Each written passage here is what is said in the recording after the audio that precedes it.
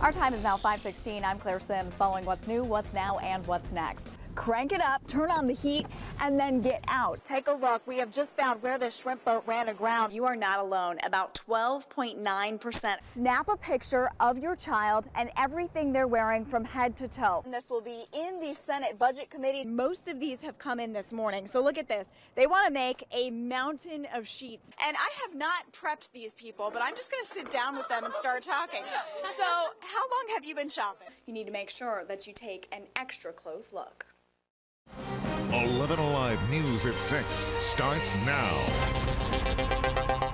Good evening, everybody. Thanks for joining us tonight. I'm Keith Whitney.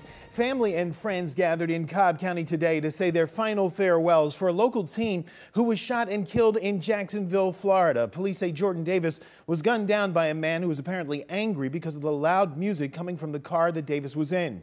Claire Sims was in Ackworth for the funeral.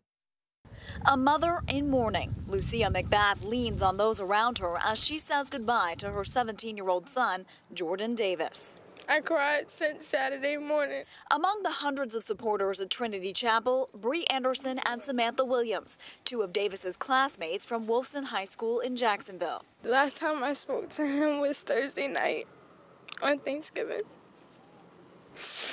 And it's just so hard because I miss him so much. The family's attorney, John Phillips, says today was extraordinarily difficult, and those close to Davis are still trying to come to terms with his death. That was just terrible. That was just terrible. That should never have happened. But family and friends are taking comfort in what they agree was a beautiful and powerful send-off for the teen. When he said that God was there, really, and that he had a plan, it wasn't by mistake.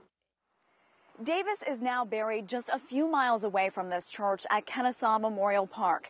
And attorney John Phillips says he and Davis's family both hope that this will have a butterfly effect on people in the community, making them kinder and gentler to those around them. In Powder Springs, Claire Sims, 11 Alive News. But first, let's go to Claire Sims with our live drive this morning. Claire has been on the scene of a breaking traffic alert all morning long. Claire.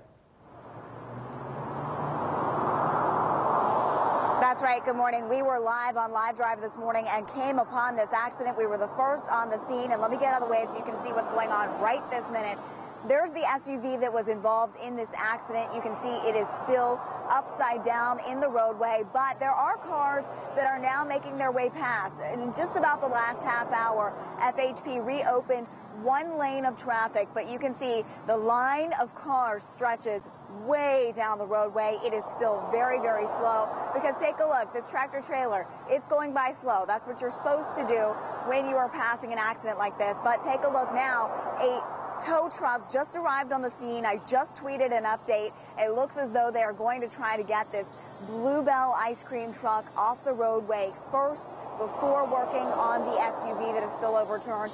Again, we do know that at least one person injured in this accident, and we are not sure at this point how it happened, but of course, take a look. You can see the fog very clearly could have been a factor in this crash. Now let's go inside to Amanda Zitzman. All right, thank you, Claire. Well, Lewis and I... there you go. You're going to back it up? Okay. For Kim Gabamonte, her youngest son, Michael, is the only one of her 4 children who's never been to the emergency room. We've had broken arms. We've had waking up in the middle of the night not breathing. Now, she and her family will have another option for those middle-of-the-night emergencies. Memorial Hospital is opening this freestanding ER just off Racetrack Road at the end of this month. And Dad, Ernest Parker, believes Julington Creek is the perfect place for the medical center. I mean, there's kids everywhere, so we need those type of things.